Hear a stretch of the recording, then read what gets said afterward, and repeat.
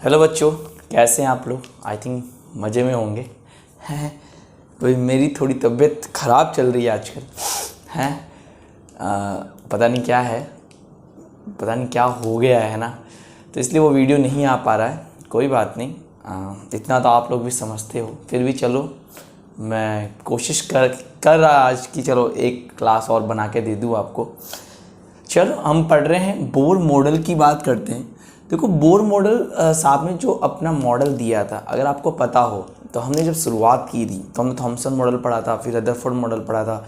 Rutherford model की दो बहुत बड़ी कमियां थी जो वो पूरी नहीं कर पाए। जब उनसे पूछा गया कि भैया इलेक्ट्रॉन तेरा सिर्फ घूमता ही रहता है, क्यों नहीं आके न्यूक्लियस में आके क्यों नहीं गिर जाता है, तो वो इस बात का जवाब नहीं दे पाए। कुल मिला के परमाणु के स्थायित्व की बात वो नहीं कर पाए। जब हम दूसरी बात करते हैं तो वो स्पेक्ट्रम को भी नहीं समझा पाए थे कि कभी इलेक्ट्रॉन पास में आता है और कभी दूर जाता है। उसके बाद हमने लाइट के नेचर को बीच में पढ़ लिया था, है ना। अब क्यों पढ़ा था आपको अभी समझ में आ जाएगा थोड़ी देर। इसके बाद बोर मॉडल साहब का जो ये मॉडल आया, ध्यान रखना ये मॉडल इन्होंने एक्चुअल में केवल एक इलेक्ट्रॉन के लिए दिया था। इनका ये जो मॉडल था कितने इलेक्ट्रॉन के लिए माना गया था, एक इलेक्ट्रॉन के लिए दिया गया था।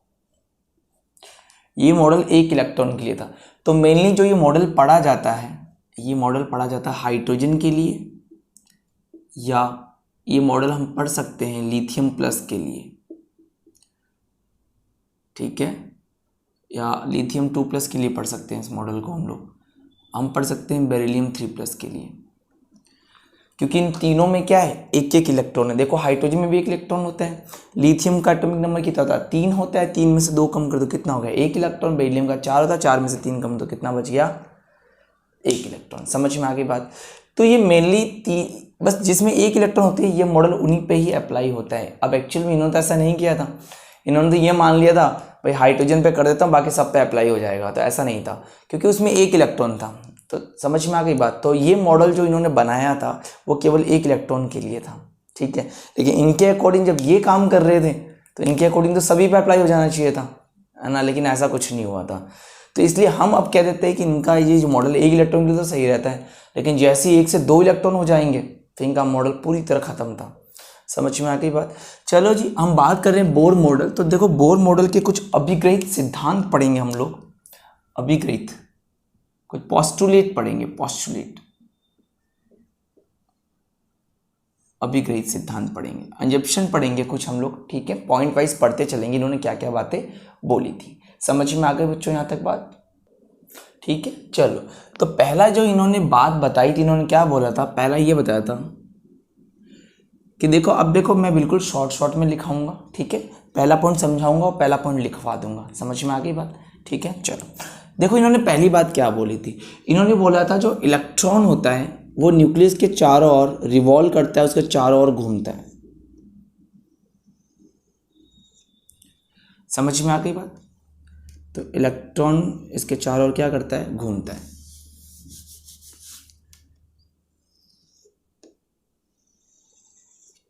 ठीक है। ये प्लस है और इलेक्ट्रॉन इसके चारों तरफ क्या करता है, घूमता है।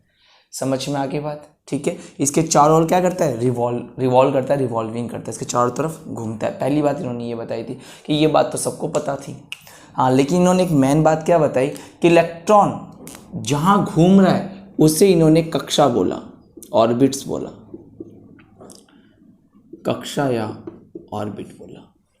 इसका मतलब इनके अनुसार इलेक्ट्रॉन कहाँ घूमता है, इलेक्ट्रॉन कक्षा या ऑर्बिट में ऑर्बिट में घूमता है। समझ में आ गई बात।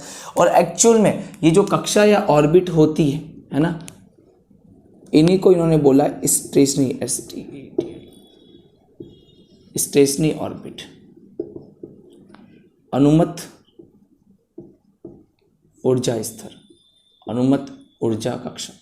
क्या कहने का मतलब हुआ, तो इन्होंने ये बोला कि इलेक्ट्रॉन जहाँ घूमता है उसे इन्होंने क्या बोला, ऑर्बिट, है ना। अब किस ऑर्बिट में, ऑर्बिट तो बहुत सारी हो जाएगी, तो इन्होंने बोला जो स्टेशनरी ऑर्बिट होता है उसके अंदर घूमता है, मतलब अनुमत ऊर्जा कक्षक, मतलब ऐसे कक्षक में रहता है जहाँ पे ना तो इलेक्ट्रॉन देता है, ना तो वो एनर्जी देगा ना एनर्जी लेगा। समझ में आ गई बात। तो ध्यान रखना, स्टेशनरी ऑर्बिट या अनुमत ऊर्जा कक्षक का मतलब यही होता है। अब जैसे मान लो इस मार्कर की बात करूँ, अब मतलब सिंपल सी बात कर लेता हूँ। मान लो मैं कोई एक ऐसे मेटल की बात कर लेता हूँ, ठीक है। चलो इसको एक मेटल मान लेता हूँ, आयरन मान लेता हूँ, क्या ये आयरन में इलेक्ट्रॉन अभी कहीं मूविंग कर रहे हैं क्या? नहीं कर रहे हैं, क्योंकि वो कहाँ पे हैं? स्टेशनरी ऑर्बिट्स में है।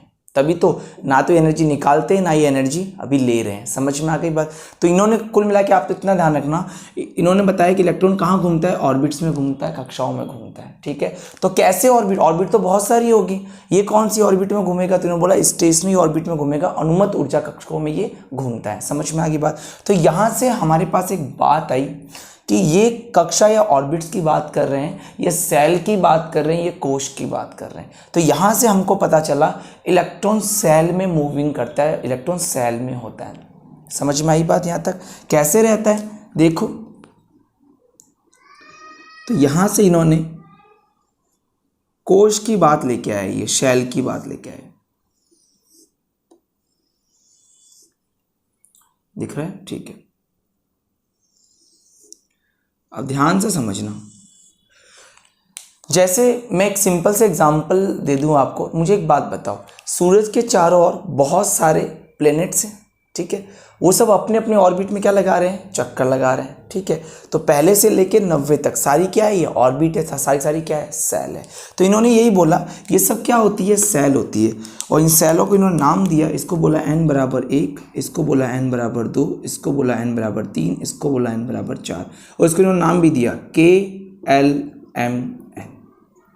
समझ में आ गई बात? तो इलेक्ट्रॉन K में भी घूम सकता है, L में भी घूम सकता है, M में भी घूम सकता है और N में भी घूम सकता है। समझ में आ गई बात? ये जो पास वाला है ना, ये जीरो स्टेट का कोश होता है, मतलब इसकी एनर्जी क्या होती है? बहुत ही कम होती है, लोअर एनर्जी का होता है ये। ठीक है, न्यूनतम ऊर्जा का होता है ये।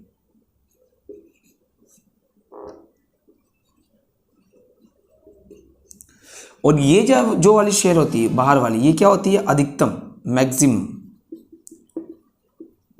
मैक्सिमम एनर्जी की ऑर्बिट्स होती हैं सारी। ठीक है, अधिकतम ऊर्जा की होती है। समझ में आ गई बात? वापस सुनना ध्यान से। इन्होंने पहली बात क्या बोली? इन्होंने बोला कि इलेक्ट्रॉन नाभिक के चारों ओर वर्ताकार कक्ष में घूमता है। ठीक है, रिवॉल्विंग करता है। समझ में आ गई बात? दूसरी बात बोली इलेक्ट्रॉन कहाँ घूमता है? तो भैया ऑर्बिट में घूमता है। तो ऑर्बिट या शेल तो बहुत सारी है, बहुत सारी कक्षाएं, कहाँ घूमेगा? तो इन्होंने बोला इलेक्ट्रॉन कहाँ रहता है? अनुमत ऊर्जा कक्षक में, स्टेशनरी ऑर्बिट्स में रहता है, क्योंकि इस स्टेट में ना तो इलेक्ट्रॉन एनर्जी देगा ना एनर्जी लेगा। समझ में आ गई बात? इसको जीरो स्टेट भी बोलते हैं हम लोग। समझ में आ गई बात यहाँ तक? तो आई थिंक आपको पहला पॉइंट क्लियर हो गया होगा। क्योंकि एक बात बताओ, रदरफोर्ड साहब ने भी तो बोला ही था कि नाभिक के चारों ओर कौन घूमता है? न्यूक्लियस के चारों ओर कौन घूमता है? इलेक्ट्रॉन घूमता है। ये बात तो रदरफोर्ड ही बोल के चला गया। इन्होंने नई बात क्या बोल दी? इन्होंने बोला इलेक्ट्रॉन जब नाभिक के चारों ओर घूमता है तो वो ऑर्बिट या कक्षा में घूमता है। समझ में आ गई बात? ठीक है, और कैसे में घूमता है? स्टेशनरी ऑर्बिट्स में घूमता है। अब ऑर्बिट्स तो बहुत सारी है, लेकिन कैसे ऑर्बिट में रहेगा? स्टेशनरी ऑर्बिट्स में रहेगा, जहाँ पे ना तो वो एनर्जी देगा ना वही एनर्जी लेगा। समझ में आ गई बात? और एक बात और आई कि इलेक्ट्रॉन कैसी गति करता है? तो सर्कुलर मोशन करता है, वर्ताकार कक्षक गति करता है। तो इलेक्ट्रॉन कैसी गति कर रहा है यहाँ पे? वर्ताकार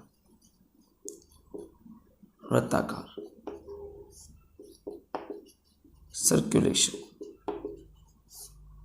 ठीक है, या स्फेरिकल बोल दो आप इसको, स्फेरिकल वर्ताकार बोल दो, या फिर चलो सर्कुलेशन बोल दो, स्फेरिकल बोल दो, आप चाहे जो बोल सकते हो। ठीक है, तो वर्ताकार मोशन क्या करता है। समझ में आ गई बात? चलो आप इसको नोट कर लो, फिर आप पहला, इसको नोट करने के बाद आप पहला पॉइंट लिखना। ठीक है, तो हर बार हम ऐसे डायग्राम से पढ़ेंगे और मैं आपको ऐसे पहला पॉइंट लिखवाता रहूँ। ठीक है, चलो नोट करो फटाफट, फिर आगे बात करते हैं। देखो आपके एक्चुअल में क्या है ना कि इसमें डेरिवेशन नहीं है, तो मैं डेरिवेशन नहीं बताऊंगा आपको, सीधा याद करना, फॉर्मूले याद करने। समझ में आ गई बात? चलो यहाँ तक क्लियर हो गया सभी बच्चों को? ठीक है, आगे बढ़ जाए। चलो तो सभी लोग पहला पॉइंट लिखो। बोहर के अनुसार इलेक्ट्रॉन नाभिक के चारों ओर वर्ताकार गति करता है, वर्ताकार गति करता है तथा इन वर्ताकार पथों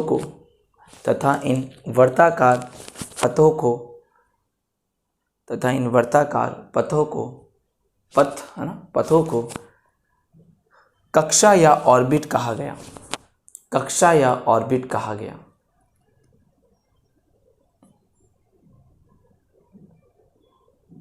कक्षा या ऑर्बिट कहा गया।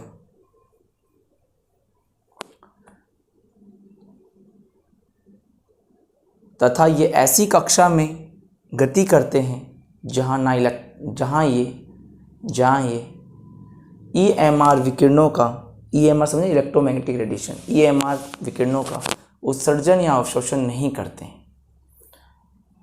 EMR विकिरणों का उत्सर्जन या अवशोषण नहीं करते हैं, जिन्हें अनुमत ऊर्जा कक्षक कहते हैं या स्टेशनरी ऑर्बिट्स कहते हैं। समझ में आ गई बात? ठीक है, चलो आगे लिख लो। इंग्लिश मीडियम वाले बच्चे लिख लो फटाफट, लिखो। These are certain orbits around the nucleus. These are certain orbits around the nucleus such that if electron will be revolving in these orbit, then it does not emit any electromagnetic radiation. These are called stationary orbit. मतलब ऐसे orbits में रहेंगे जहाँ पे ना तो ये energy निकालेंगे, ऐसे वो क्या बोला इसने, स्टेशनरी ऑर्बिट्स बोला। These are called stationary orbits. Clear हो गया? ठीक है, चलो जी। तो ये कैसा मोशन है? सर्कुलर मोशन है। पहली बात ये हो गया, तो आपको पहला पॉइंट अच्छे समझ में आ गया होगा कि इलेक्ट्रॉन नाभिक के चारों ओर कैसी गति करता है? वर्ताकार, सर्कुलर मोशन करता है। समझ में आ गई बात? दूसरी बात, इलेक्ट्रॉन जहाँ गति करता है, इलेक्ट्रॉन जहाँ घूमता है, वो क्या, उन्हें क्या बोला इसने? ऑर्बिट्स बोला, कक्षा बोला। अब भी कैसी कक्षा में रहेंगे ये इलेक्ट्रॉन? पहले तो स्टेशनरी ऑर्बिट्स में रहेंगे, अनुमत ऊर्जा कक्षक में रहेंगे। समझ में आ गई बात? ठीक है, चलो जी। तो दूसरी बात बोली भैया, बहुत सारी कक्षा होती, बहुत सारी सेल होती, कुल मिला के सब क्या है? सेल है। ठीक है, KLMN। तो इलेक्ट्रॉन K में भी जा सकता है, N में भी जा सकता है, M में भी जा सकता है और L में भी जा सकता है। समझ में आ गए सबको बात? तो यहाँ से हम कहाँ पहुँचे? अभी तक सेल तक पहुँचे। ठीक है, चलो जी। तो क्लियर हो गया होगा यहाँ तक आप सभी को। चलो अब नेक्स्ट बात कर लेते हैं, नेक्स्ट पॉइंट की।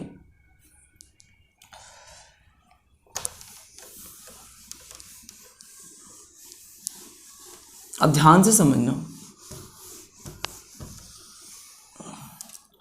अब देखो दूसरी बात क्या आई, दूसरा अभिक्रिया एजम्पशन क्या बोला इन्होंने। देखो हमने अभी ये कहा, ये रहा इलेक्ट्रॉन, ठीक है, और ये इलेक्ट्रॉन इसके चारों रिवॉल्व कर रहे हैं, घूम रहे हैं। ठीक है,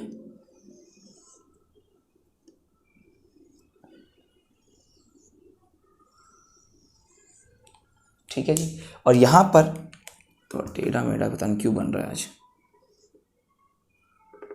ठीक है, इसको इन्हें बोला n बराबर 1। ये सब क्या होती है? सेल होती है। ये n बराबर 2, n बराबर 3, n बराबर 4। क्या बोला इसको? K, L, M और N। ठीक है, अब मेरी बात थोड़ा ध्यान से समझना मैं क्या बोल रहा हूँ। ठीक है, रदरफोर्ड ने क्या बोला था? रदरफोर्ड ने ये बोला था कि नाभिक के चारों कौन घूमता है? इलेक्ट्रॉन, है ना। अच्छा, एक छोटा सा एग्जाम्पल मैं आपको देता हूँ, वो ध्यान से समझना। मेरी क्लास में एक स्टूडेंट की रो बनी हुई है। ठीक है, पहले 90% वाला बच्चा बैठेगा, फिर 80% वाला, फिर 70 वाला, फिर 60 वाला और फिर 50 वाला बैठेगा। समझ में आ गई बात? कोई न्यू एडमिशन आया और मैं अभी रदरफोर्ड, उसने मुझे बोला कि मैं कहाँ बैठूँ, तो मैंने कहा तेरा मन हो जहाँ बैठ जा। क्या मैंने उसका परसेंटेज पूछा उस बच्चे से? नहीं पूछा। तो वो मर्जी होकर जहाँ जाके बैठ जाएगा। मतलब वो इलेक्ट्रॉन किसी भी ऑर्बिट्स में जाके बैठ सकता है, किसी भी कक्षा में जाके बैठ सकता है।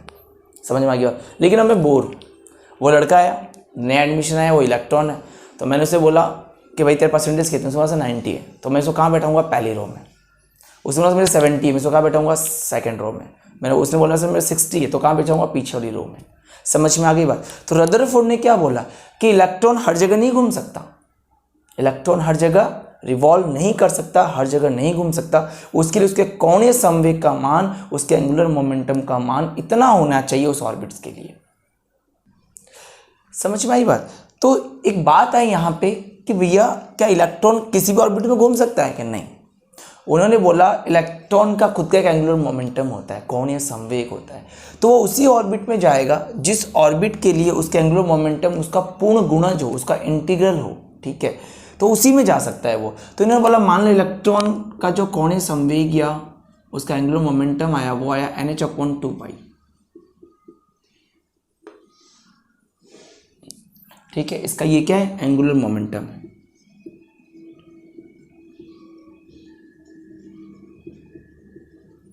कितना आया, NH/2 पाई आया। कहने की बात, सिंपल सी बात ये है कि देखो इस ऑर्बिट के लिए भी एंगुलर मोमेंटम अलग होगा इलेक्ट्रॉन का, इसके लिए भी अलग होगा, इसके लिए भी अलग होगा, इसके लिए भी अलग होगा। क्यों अलग होगा, क्योंकि देखो यहाँ पे n का मान क्या रख सकते हो आप, 1 2 3 और 4। इसका मतलब इलेक्ट्रॉन हर जगह नहीं घूम सकता। इलेक्ट्रॉन कहाँ घूम सकता है, जब उसके कोणीय संवेग का मान उस कक्षक के लिए क्या हो, पूर्ण गुणज हो, इंटीग्रल हो। ठीक है, इंटीग्रल मल्टीपल हो, वो उसी में जा सकता है। कुल मिला के इतना सा ध्यान रखना, इलेक्ट्रॉन हर जगह मूव नहीं कर सकता। जहाँ उसकी एनर्जी का मान होगा, उसे कोणीय संवेग का मान होगा, जहाँ उसको मिलेगा कि भाई हाँ इससे कोणीय संवेग का मान इस ऑर्बिट से मिल रहा है तो इधर घूम जाएगा, इधर मिल रहा है इधर घूमेगा, इधर मिल रहा है तो इधर घूमेगा, इधर मिल रहा है तो इधर घूमेगा। ये बात किसने बोली थी, इसमें कि इलेक्ट्रॉन हर जगह चक्कर नहीं लगा सकता, केवल वो उन्हीं कक्षक में चक्कर लगा सकता है, उन्हीं ऑर्बिट्स में, उन्हीं कक्षा में चक्कर लगा सकता है जब उसे कोणीय संवेग का मान क्या हो, पूर्ण गुणज हो, मल्टीपल इंटीग्रल हो। समझ में आ गई बात। ठीक है, तो एक बार आप ये उतार लो, है ना। अब देखो यहाँ पे तुम n का मान रखो 1, तो यहाँ पे क्या आ जाएगा, H/2 पाई आ जाएगा। यहाँ n का मान तुम 2 रखो, ठीक है, फिर यहाँ पे क्या आ जाएगा, यहाँ पे भी H/2 पाई के आसपास आएगा। यहाँ 3 रखो, 3H/2 पाई आएगा। यहाँ पे कितना आ जाएगा, 2H/2 पाई आ जाएगा। ठीक है, निकाल सकते हो ना तुम। जैसे बोल रही है फर्स्ट ऑर्बिट के लिए, फर्स्ट ऑर्बिट के लिए क्या मान होगा भैया, तो देखो NH/2 पाई फॉर्मूला लगाएंगे। यहाँ पे n का मान कितना है, 1, तो 1 रख दो, तो n का मान यहाँ पर 1 है, तो कितना आ जाएगा, H/2 पाई आ जाएगा। क्लियर हो रहा है। मान लो यहाँ पे बोल देता सेकेंड ऑर्बिट के लिए, सेकेंड ऑर्बिट या सेकेंड कक्षा के लिए, तो बताओ क्या करोगे, वही NH/2 पाई, n का मान कितना रखोगे, 2, कितना आ जाएगा, तो n का मान यहाँ पे कितना रखा तुमने, 2, क्या आ गया, H/पाई। समझ में आ गई बात। तो इसका मतलब इस ऑर्बिट्स के एंगुलर मोमेंटम कितना है, H/2 पाई थे, तो इतनी एनर्जी इलेक्ट्रॉन के पास रहनी चाहिए, फिर तभी इस ऑर्बिट्स में जा सकता है। यहाँ पे सेकंड के लिए कितनी हो जाएगी, H/पाई हो जाएगी। इसी तरह 3 के लिए और 4 के लिए निकाल लेना। क्लियर है। तो आप ये उतारो, फिर मैं आपको इसके अंदर आगे लिखाता हूँ। लिख कर लिया आप लोगों ने, उतार लिया होगा। लिखो इसके अंदर, लिखो लिखो। तो इसके अंदर लिखेंगे आप लोग, किसी कक्ष में गति कर रहे, किसी कक्ष में गति कर रहे इलेक्ट्रॉन के कोणीय संवेग का मान, इलेक्ट्रॉन के कोणीय संवेग का मान mvr = NH/2 पाई होता है। पहले हिंदी मीडियम वाले लिख दें, फिर इंग्लिश मीडियम वाले के लिए बोल दूंगा। mvr बराबर NH/2 पाई होता है, लिख दिया। जहां n बराबर 1 2 3 4 हो गया। लिखो बोहर के अनुसार, इसी में कंटिन्यू लिखो, बोहर के अनुसार इलेक्ट्रॉन केवल उन्हीं कक्षाओं में, उन्हीं कक्षाओं में गति कर सकता है जिसके लिए उसके कोणीय संवेग का मान, जिसके लिए उसके कोणीय संवेग का मान, जिसके लिए उसके कोणीय संवेग का मान H/2 पाई का, H/2 पाई का पूर्ण गुणज हो, इंटीग्रल मल्टीपल हो, पूर्ण गुणज हो। समझ में आ गई बात। अर्थात इलेक्ट्रॉन निश्चित कक्षाओं में गति करते हैं, अर्थात इलेक्ट्रॉन निश्चित कक्षाओं में गति करते हैं। हो गया। अब इंग्लिश मीडियम वाले बच्चे लिख लो, फटाफट लिखो। Angular momentum of the electron, angular momentum of the electron in this stationary orbit, in this stationary orbit is always an integral multiple of H/2 पाई। ठीक है, H/2 पाई। तो यहाँ तक सबका क्लियर हो गया होगा। ठीक है, चलो नेक्स्ट बात करते हैं, थर्ड बात करते हैं।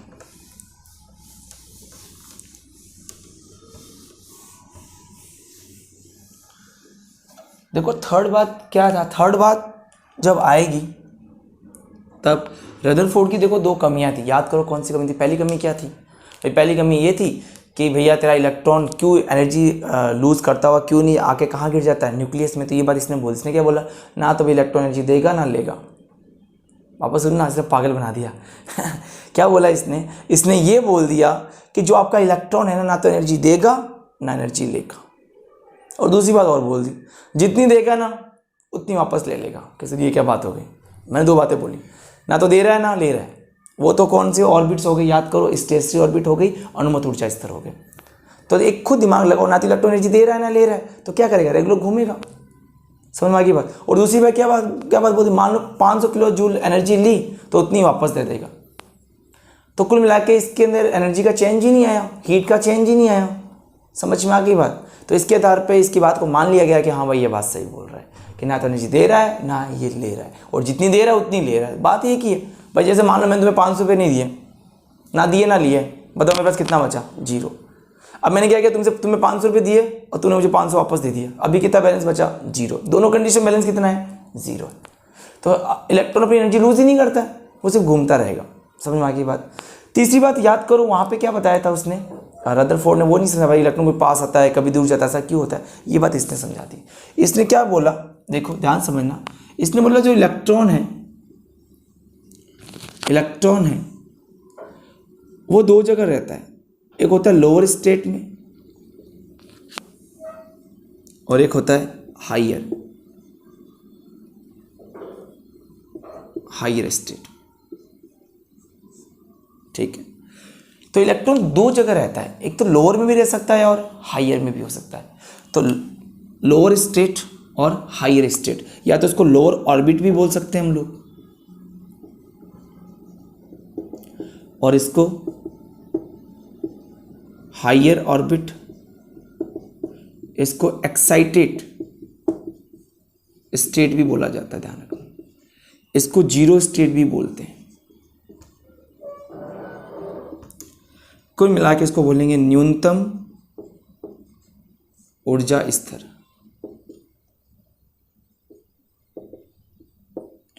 और इसको बोलेंगे हम लोग अधिकतम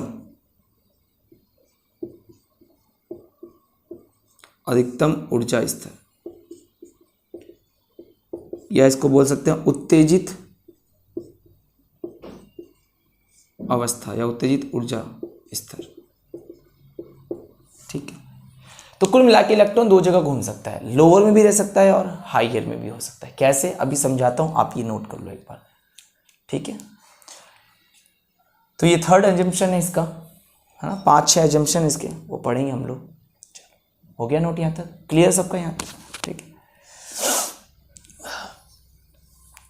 अब हालत ख़त्म होने वाली है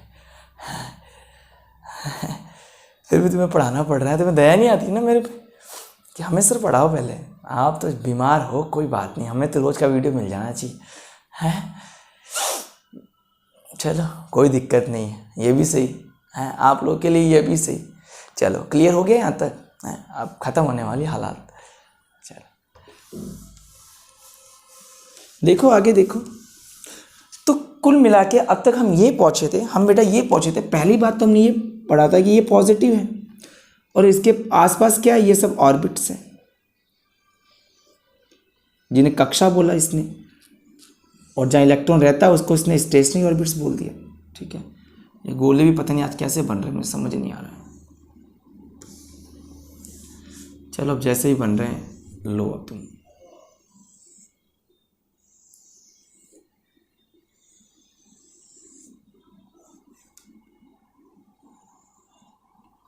ठीक है, तो ये क्या था, n बराबर 1, ये था n बराबर 2, ये था n बराबर 3 और ये था n बराबर 4।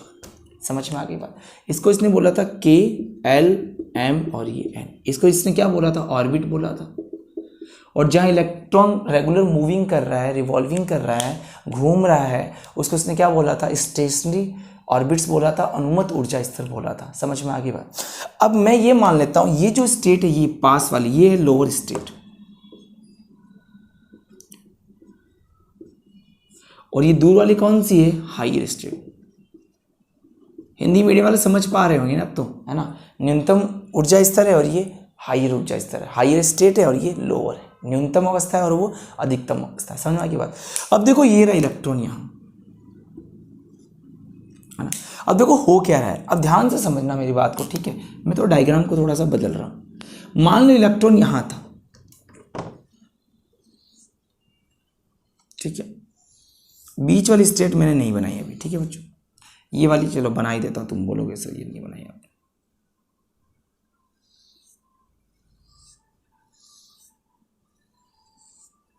ठीक है। अब देखना होता क्या है कि इलेक्ट्रॉन क्या करता है। अब इलेक्ट्रॉन को लोअर स्टेट से कहाँ जाना है, हायर स्टेट में। तो जब ये लोअर से हायर स्टेट में जाएगा तो बताओ अपने आप तो चला नहीं जाएगा, तो आपको क्या देनी पड़ेगी, एनर्जी देनी पड़ेगी। समझ में आ गई बात। तो एक बात बताओ, इलेक्ट्रॉन क्या करता है, एनर्जी लेता है, अवशोषित करता है, एब्जॉर्प्शन करता है, ठीक है। तो जैसे ही ये एनर्जी लेगा, तो इलेक्ट्रॉन यहाँ था, तो ये क्या करेगा, इसको जाना है लोअर से हायर। कहाँ जाना है इसको, लोअर से हायर। कम से ज्यादा स्टेट में जाना है, मतलब इसको यहां से कूद के फोर्थ में जाना है। तो अपने आप तो चला नहीं जाएगा। जैसे तुम इस नीचे वाले फ्लोर पे बैठे हो, मैंने कहा ऊपर चले जाओ, तुम मना कर दोगे नहीं जाएंगे सर, मैं नीचे आग लगा दी, अब तुम क्या करोगे, सर ऊपर भाग जाएंगे। तो मैंने भी क्या दिया, मैंने इसको एनर्जी दी। या फिर ये क्या, इलेक्ट्रॉन क्या करता है, एनर्जी को क्या करता है, अवशोषित करता है, एब्जॉर्ब करता है, एब्जॉर्प्शन करता है। तो इलेक्ट्रॉन एनर्जी लेके कूद के कहाँ चला जाएगा, हायर स्टेट। तो इलेक्ट्रॉन कहाँ चला गया, कूद के हायर स्टेट में। कैसे गया, इसने क्या ली, ऊर्जा का अवशोषण किया।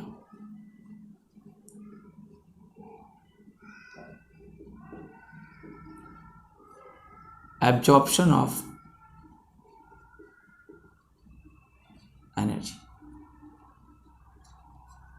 समझ में आ गई बात। तो कुल मिला के जब इसको लोअर से हायर में जाना था, तो इसको दिखा यार आसपास मेरे को तो हीट मिल रही, हीट जैसी मिलेगी इलेक्ट्रॉन कहाँ चला जाएगा, लोअर से हायर में चला जाएगा। समझ में आ गई बात, ठीक है। तो मुझे एक बात बताओ, ऐसा भी तो हो सकता था कि इलेक्ट्रॉन यहाँ चला गया, है ना, कुछ देर बाद ये ठंडा तो होगा, नीचे की आग ठंडी तो हो जाएगी कुछ देर बाद में, तो तुम वापस कहाँ आओगे, नीचे आओगे। तो ये इलेक्ट्रॉन क्या करता है, यहाँ से वापस आता है। तो देखो मान लो ये जब यहाँ से यहाँ गया था तो इसने एनर्जी ली थी, तो जब ये वापस आएगा तो वापस एनर्जी क्या करेगा, रिलीज करेगा, वापस एनर्जी क्या करेगा, उत्सर्जित करेगा, इमिट करेगा। तो मैंने कहा अब इसको वापस कहाँ से कहाँ जाना है, इसको जाना है अब हायर से लोअर स्टेट में। तो जब ये ऐसा करेगा, अब मैं पूरा नहीं बना रहा हूं, मैं आप पूरे बना लेना, मैं बिल्कुल लास्ट वाला बना लूंगा, ठीक है। ये रहा इलेक्ट्रॉन, ये रहा इलेक्ट्रॉन, अब कहाँ गया, यहाँ चला गया, ठीक है। एनर्जी लेके इलेक्ट्रॉन यहाँ चला गया। अब इस इलेक्ट्रॉन को वापस नीचे आना है, इलेक्ट्रॉन वापस नीचे आएगा, और जब ये वापस आता है तो एनर्जी, ऊर्जा का क्या करता है, वापस से उत्सर्जन, ऊर्जा का उत्सर्जन, एमिशन ऑफ एनर्जी। तो तुम एक चीज देख रहे हो, इलेक्ट्रॉन कभी ऊपर जा रहा है, कभी नीचे आ रहा है, ऊपर जा रहा है, नीचे आ रहा है। अब ऐसा तो है नहीं कि इलेक्ट्रॉन सीधा 4 में जाएगा, 2 में भी जा सकता है, 3 में भी जा सकता है, 4 में भी जा सकता है। तो देखो इलेक्ट्रॉन कहाँ जाएगा, 2 में, फिर आएगा, फिर 3 में जाएगा, फिर आएगा। देखो ऐसा हो रहा है क्या, देखो देखो ध्यान से देखना, ये रहा इलेक्ट्रॉन।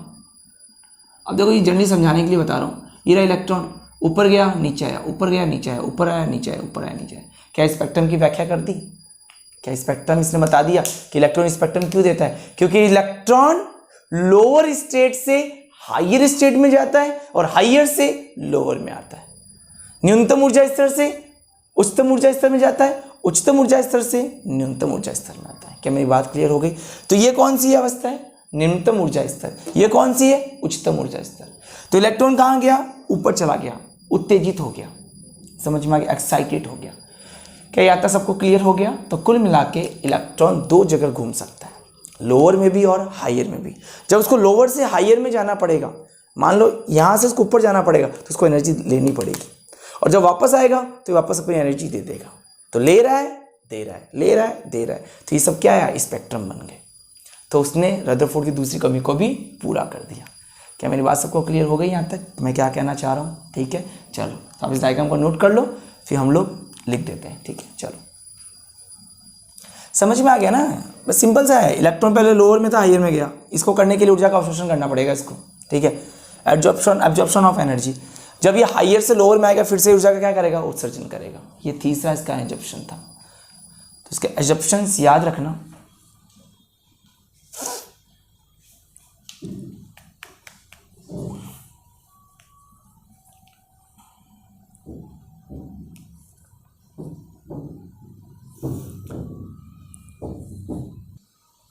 क्लियर हो गया, उतार लिया आप लोगों ने इसको, समझ में आ रहा है ना आराम से कैसे समझाने की कोशिश कर रहा हूँ, है ना।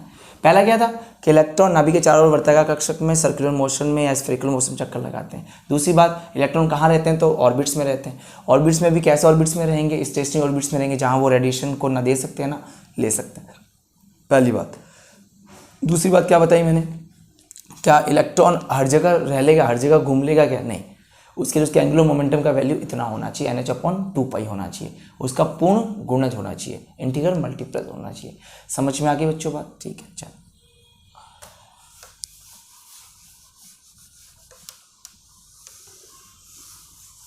तो कुल मिला के हमने एक बात ये सीखी है कि इलेक्ट्रॉन मैं शॉर्ट में लिख देता हूँ, आप भी शॉर्ट में लिख देना, कि जब इलेक्ट्रॉन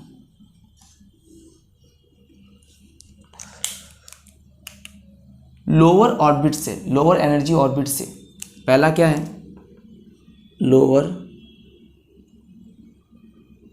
एनर्जी ऑर्बिट से कहाँ जाएगा, हायर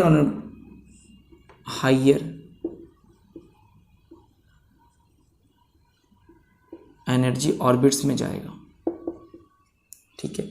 आप इसको अनुमत ऊर्जा स्तर भी बोल सकते हो, स्टेशनरी ऑर्बिट्स भी बोल सकते हो, ठीक है। जब इलेक्ट्रॉन लोअर एनर्जी ऑर्बिट्स में न्यूनतम ऊर्जा स्तर से, न्यूनतम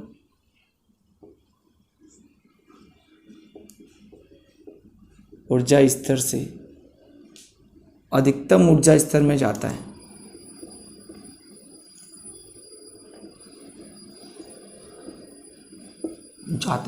तो बताओ, तो जो इलेक्ट्रॉन है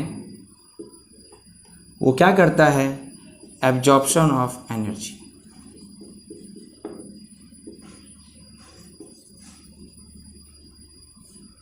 ऊर्जा का अवशोषण करता है,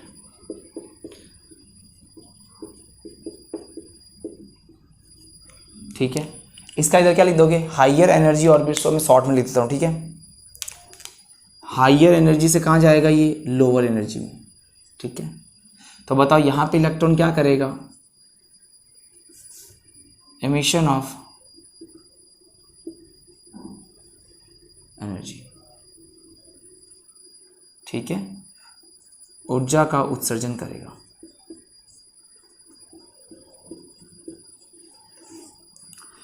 सबको क्लियर है, तो ये हो गया नेक्स्ट पॉइंट। चलो अब इसको आप नोट कर लो, ठीक है। चलो, क्लियर हो गया यहाँ तक बच्चों, इसी पॉइंट में पढ़ेंगे हम लोग नेक्स्ट, ठीक है। चलो, तो यहाँ तक आपको समझ में आ गया होगा कि क्या बात कर रहे हैं हम लोग।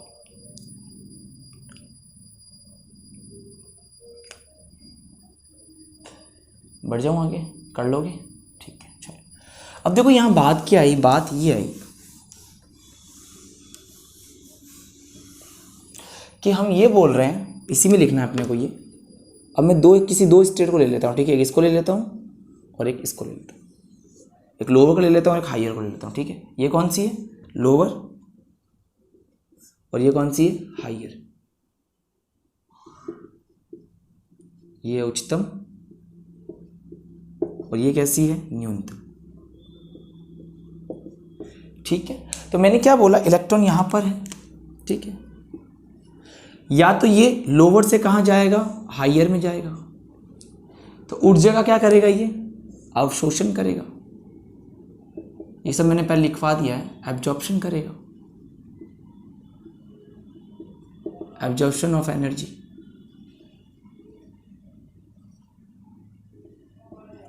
ऊर्जा का अवशोषण करेगा।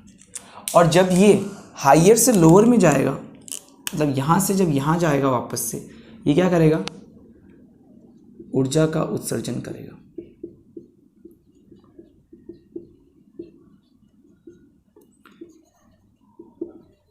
एमिशन ऑफ एनर्जी करेगा। क्लियर यहाँ तक? तो एक बात बताओ, तो कुल मिला के अगर मुझे ये पता करना हो यहाँ के इलेक्ट्रॉन की एनर्जी कितनी है, तो मैं क्या करूँगा भाई, यहाँ कितनी तो यहाँ कितनी थी, यहाँ गया जब कितनी निकाली, यहाँ था जब कितनी छोड़ दी। तो कुल मिला के इसको मैंने बोला E1 और इसको मैंने बोला E2। तो मुझे अगर ये गैप निकालना हो ये वाला, तो मैं कैसे निकालूंगा, डेल्टा E बराबर E2 माइनस E1। समझ में आ गई बात? अरे भाई यहाँ से ऊर्जा का अवशोषण क्या, ऊपर चला गया वापस नीचे आया, दोनों का मैंने क्या निकाल लिया, गैप। उसको मैं क्या बोल रहा हूँ, डेल्टा ई। क्या है ये मेरा डेल्टा। समझ में आ गई बात? देखो इसको एक फॉर्मूले से भी दिखाते हैं, है ना। एक फॉर्मूला था, याद करो, एनर्जी का डेल्टा ई बराबर क्या था, बताओ मुझे, एच म्यू। ठीक है, डेल्टा ई बराबर क्या होता है, एच म्यू। तो म्यू बराबर मैं क्या लिख सकता हूँ, डेल्टा ई बराबर एच लिख सकता हूँ क्या। ठीक है, और डेल्टा ई बराबर क्या हो सकता है, E2 minus E1 upon H. ठीक है, म्यू क्या था, फ्रीक्वेंसी, आवर्ती।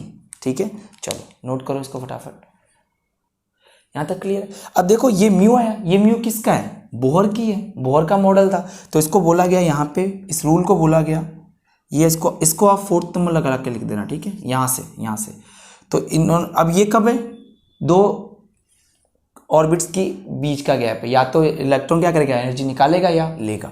तो आप एक काम करना, चलो इसको आप 4th लगा के लिख लो, कोई दिक्कत नहीं है। ठीक है, 4th लगा के लिख लो भली। तो इसको इसने बोला बोहर आवर्ती नियम। ठीक है, बोहर फ्रीक्वेंसी रूल। क्लियर? तो इस रूल को आप 4th नंबर लगा के लिख लो बच्चों। ठीक है, जब इलेक्ट्रॉन एक स्टेट से दूसरी स्टेट से पहले स्टेट में आता है, तो भी इसमें एनर्जी का गैप कितना आया, कितना इसके अंदर इसने निकाला या कितना इसने एमिट किया या कितना इसने एब्जॉर्व किया। तो मेरे जानता हूँ डेल्टा ई बराबर E2 माइनस E1 हो गया, समझ गया ना, E2 माइनस E1 हो गया। ठीक है, तो डेल्टा ई बराबर एच म्यू होता है, मैं जानता हूँ। म्यू बराबर निकाल सकता हूँ डेल्टा ई अपॉन एच, ये हमने पहले पढ़ा था, प्लांक वाले में भी सिखाया था मैंने। ठीक है, और उससे पहले भी हम लोगों ने पढ़ रखा है। क्लियर सबको? म्यू बराबर क्या होगा, E2 minus E1 upon H, Bohr आवर्ती नियम या बोहर फ्रिक्वेंसी रूल। क्लियर है यहाँ तक? चलो जी, तो फटाफट इसको आप नोट कर लो। क्लियर बच्चों यहाँ तक? ठीक है, और देखो यहाँ पे एक फॉर्मूला और चाहो तो और बना सकते हो। ये जो फॉर्मूला था ना यहाँ पे, इसको मैं मिटाता हूँ, फिर देखो फॉर्मूला बनाते हैं अपने ना। समझ में आया ना कैसे फॉर्मूला निकालिए? ये फॉर्मूला हम पहले पढ़ चुके हैं, सारे ध्यान रखना। यहाँ ये कोई नहीं बोलेगा सर ये सब कहाँ से आई, ये सब पहले पढ़ चुके हैं ना। ठीक है, चलो जी। अब देखो बोहर ने क्या किया था, जो अगला जो भी है नंबर देख लेना, है ना, 5, 6, 7 एक साथ पढ़ लेते हैं हम लोग। देखो बोहर साहब ने 3 चीजें निकाल के दी। ठीक है, 4 के बाद शायद ये 5 होगा, ये 6 होगा और ये 7 होगा। ठीक है, आपके बुक में इसका डेरिवेशन नहीं है, फिर भी मैं कोशिश करूंगा नेक्स्ट क्लास में इसका डेरिवेशन मैं आपको सिखा दूं।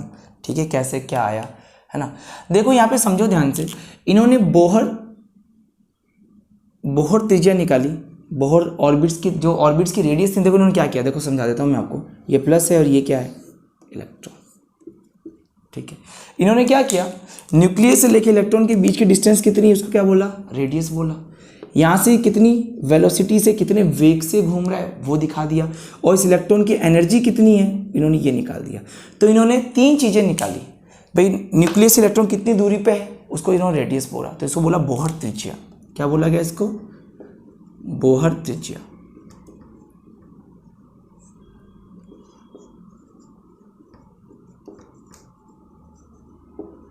Bohr radius. दूसरा इन्होंने क्या निकाला, देखो कि इलेक्ट्रॉन कितनी स्पीड से घूम रहा है, तो बोहर वेलोसिटी। ठीक है, तो इन्होंने कैलकुलेट किया बोहर वेलोसिटी, बोहर वेग,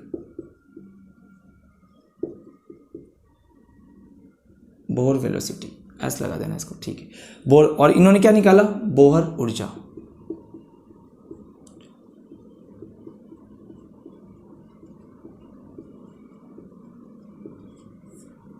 समझ में आ गई बात यहाँ तक सभी को? क्लियर है?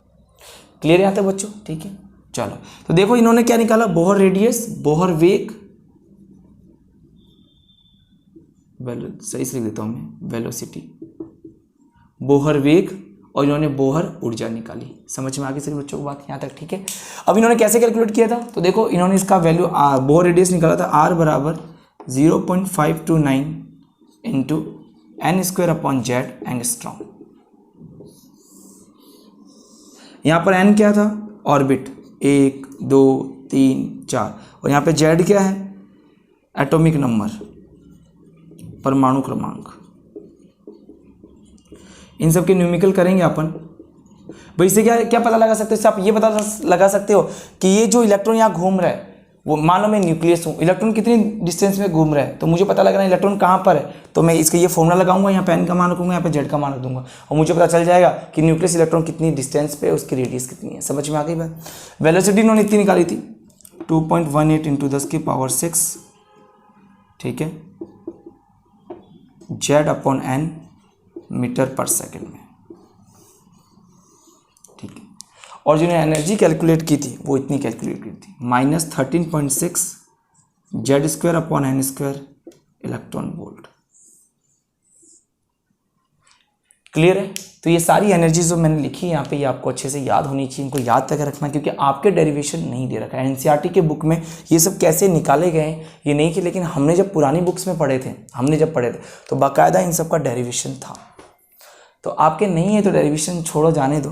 तो इन्होंने जैसे जैसे कैलकुलेट किया था, बस क्योंकि एग्जाम में भी अगर क्वेश्चन आएगा तो आप कभी डेरिवेशन करने बैठोगे नहीं, आप तो सीधा फॉर्मूला याद रखना, तो आप सीधा फॉर्मूला याद रख लेना, ठीक है। और कभी अगर टाइम मिला है ना अपने पास ऐसे करने को, तो अपन पूरा डेरिवेशन समझाएंगे कि कैसे फॉर्मूला आया।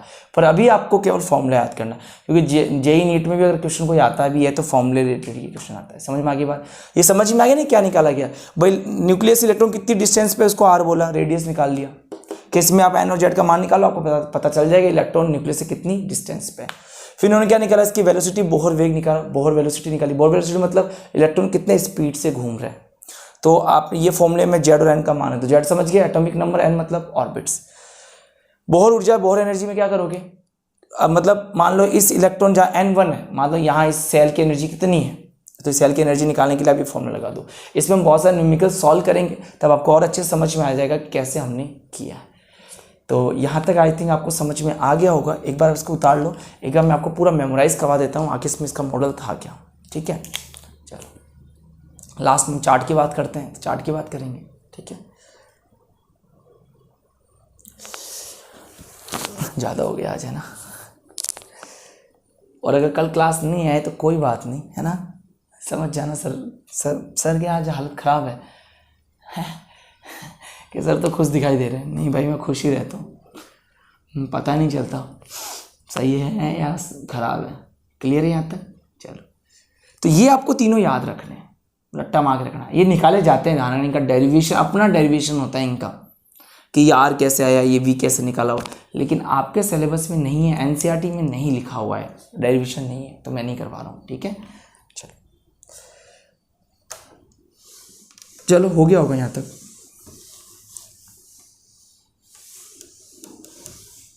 चलो तो हम चार्ट की बात करते हैं। चार्ट हमेशा बनाया करो। फिर हमने बोहर मॉडल की बात की सबसे पहले, ठीक है बच्चों,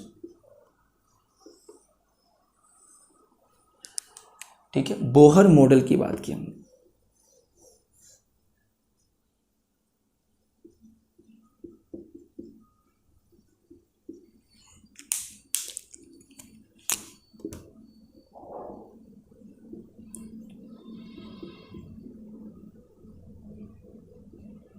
ध्यान रखना, आपकी बुक में बोर लिखा हुआ है, बोर मॉडल, कोई बात नहीं, बोर बोहर सब एक ही थे, ठीक है। देखो इनका जो मॉडल था वो कितने इलेक्ट्रॉन के लिए था, केवल 1 इलेक्ट्रॉन के लिए था। कितने के लिए था, केवल 1 इलेक्ट्रॉन के लिए इनका मॉडल माना जाता है, ठीक है। जैसे H हीलियम प्लस कर लें हम, 1 इलेक्ट्रॉन निकाल दें इसमें से, या फिर लिथियम 2+, इन सभी में कितने इलेक्ट्रॉन है, 1 इलेक्ट्रॉन है। समझ में आ गई बात। दूसरी बात, इलेक्ट्रॉन कहाँ रिवॉल्विंग करते हैं, इलेक्ट्रॉन कहाँ चक्कर लगाते हैं, तो कैसे में, स्टेशनरी ऑर्बिट्स में, ठीक है, अनुमत मतलब स्थायी ऊर्जा कक्षक और कुछ नहीं है, अनुमत स्तर में। समझ में आ गई बात? ठीक है, ये इलेक्ट्रॉन है। दूसरी बात, क्या इलेक्ट्रॉन हर जगह चक्कर लगा लेते हैं, हर ऑर्बिट्स में चक्कर लगा लेते हैं? नहीं, कि जिस इलेक्ट्रॉन के कोणीय संवेग का मान उसका पूर्ण गुणज होगा, उसका मल्टीपल इंटीग्रल होगा। तो यहाँ पे हमने बात की थी उसके कोणीय संवेग की, कि भाई इतना कोणीय संवेग होगा तभी चक्कर लगाएगा, उसी ऑर्बिट में जाएगा, उसके एंगुलर मोमेंटम की।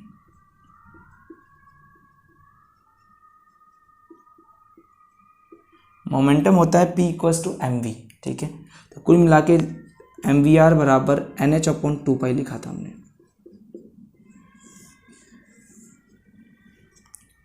क्लियर है यहाँ तक? चलो, फिर आगे हमने 2 की बात की थी कि इलेक्ट्रॉन लोअर से कहाँ जाता है? हायर में, हायर स्टेट में। और हायर से कहाँ जाता है? लोअर में। और जब वो ऐसा करेगा तो क्या हो जाएगा? यहाँ जब करेगा तो क्या करेगा? ये एब्जॉर्प्शन करेगा।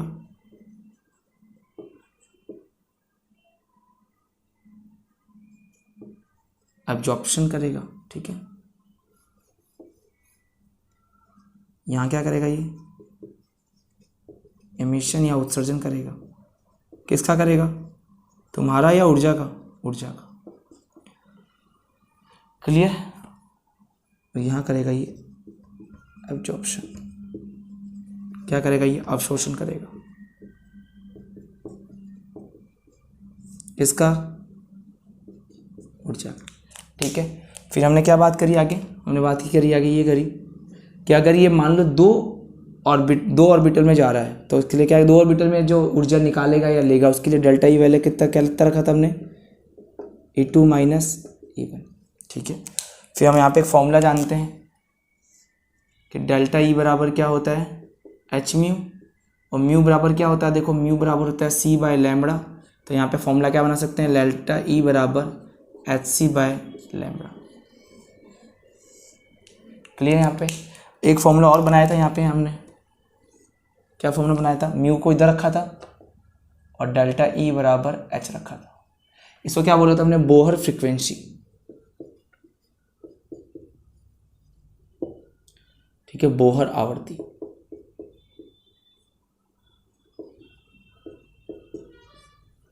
क्लियर यहाँ तक? फिर इसके बाद हमने रेडियस निकाली थी।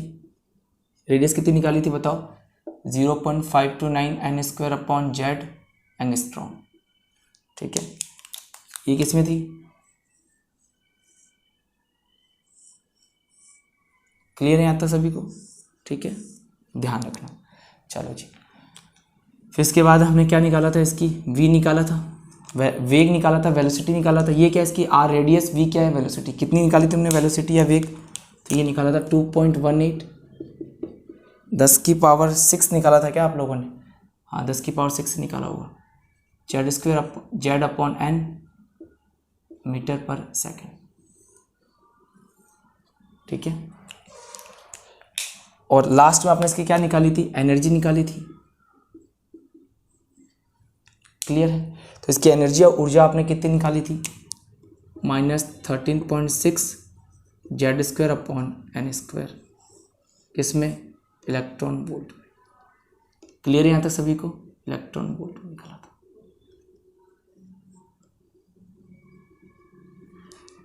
ठीक है बच्चों, तो ये पूरा बोहर मॉडल अपना ख़त्म हो चुका है। ध्यान रखना, इसने सेल के बारे में बात की थी। देखो, एक छोटा सा टॉपिक और ऐड करता हूँ। इसने क्या कोश या शेल की बात बताई थी?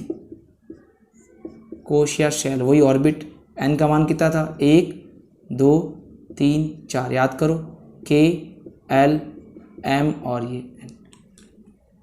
क्लियर है यहाँ तक सभी को? ठीक है, तो इतना आप अच्छे से याद कर लेना। बहुत ही इंपॉर्टेंट सारे मैंने चीज़ें लिखवा दी है ना। तो आई थिंक आपको बोहर मॉडल समझ में आ गया होगा। अभी बोहर मॉडल ख़त्म नहीं हुआ, अभी हम हाइड्रोजन स्पेक्ट्रम पढ़ेंगे। अभी हम लोग ये निकालेंगे कि भाई एक एनर्जी से दूसरी एनर्जी में जा रहा तब क्या करेंगे क्या नहीं करेंगे, वो सारी बातें करेंगे हम लोग। अभी सिंपल से आपको ये सारी चीज़ें अगर आपने ये चार्ट याद कर रखा है तो आपको सब याद रहेगा। पहला यहाँ से स्टार्ट करो, एक इलेक्ट्रॉन के लिए इसने निकाला था। दूसरा, इलेक्ट्रॉन कहाँ रिवॉल्विंग करते हैं, चक्कर लगाते हैं, सर्कुलर मोशन वर्ताकार कक्ष में लगाते हैं, लेकिन कहाँ रहते हैं, ऑर्बिट्स में होते हैं, जिन्हें स्टेशनरी ऑर्बिट्स या अनुमत ऊर्जा स्तर बोला था इसने, ठीक है। आगे, क्या इलेक्ट्रॉन हर जगह चक्कर लगाएगा कि नहीं, जिस ऑर्बिट्स में चक्कर लगा रहे उस इलेक्ट्रॉन का कोणीय संवेग का मान इतना होना चाहिए, पूर्ण गुणज होना चाहिए, मल्टीपल इंटीग्रल होना चाहिए, किसका, h/2π का। समझ में आ गई बात।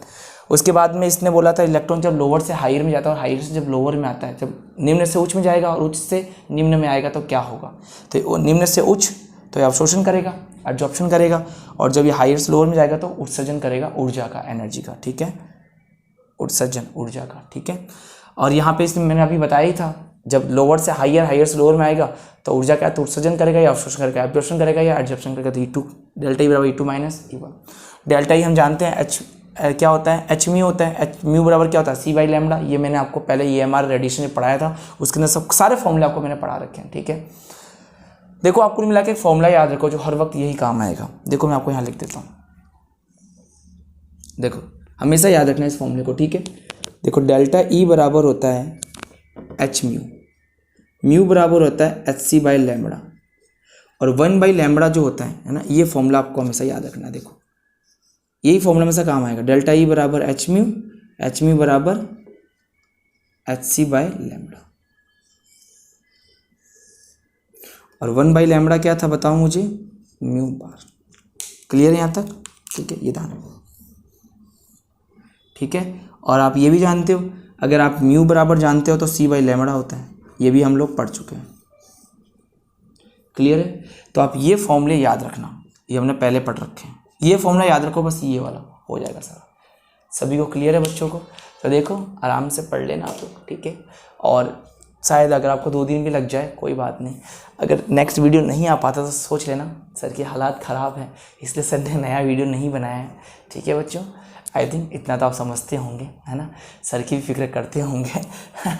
आई नो आप सब अच्छे हो, बढ़िया पढ़ाई कर रहे हो, कोई दिक्कत हो बाकायदा मैसेज कर दो। लेकिन जैसा मैंने बताया, अगर कोई चीज़ अगर आपको समझ में नहीं आती है तो बिल्कुल आप उस चीज़ को 2 बार 3 बार देखो, फिर बुक से पढ़ो, फिर नहीं समझ में आती फिर मुझसे पूछो। समझ में आई बात? ऐसा नहीं है कि आपके दिमाग में कोई चीज़ आए तुरंत मुझे पूछ रहे हो, मैसेज कर रहे हो, ऐसा नहीं करना है आपको। पहला वीडियो देखो, अगर वीडियो में लग रहा है ये चीज़ मुझे समझ नहीं आता, बुक खोलो, बुक में पढ़ो, अच्छा ये है क्या, वो 100% समझ में आ जाएगा। नहीं आएगा तो मैं हूँ, समझ में आ गई बात। चलो ठीक है, स्वस्थ रहें, अच्छा रहें, हाँ मैं भी रहूँगा, हैं। तो आज की क्लास तो हो गई है, चलो बना ही दी मैंने तुम्हारे लिए। तो आप इसको अच्छे से नोट कर लेना, और ये चार्ट, सबका चार्ट याद होना चाहिए। रदरफोर्ड का भी चार्ट बनाया था, EMR का भी चार्ट बनाया था, फिर मैंने बोर मॉडल का भी चार्ट बनाया। तो हर एक चार्ट को दिमाग में रखना, क्योंकि आप भी जानते हो इतना सब कुछ हमें याद नहीं रहेगा, लेकिन चार्ट तो हमें याद रहेगा। तो एक एक चार्ट को अपने दिमाग में रखो, इसको जाने मत दो। समझ में आ गई बच्चों बात? तो नोट कर लो।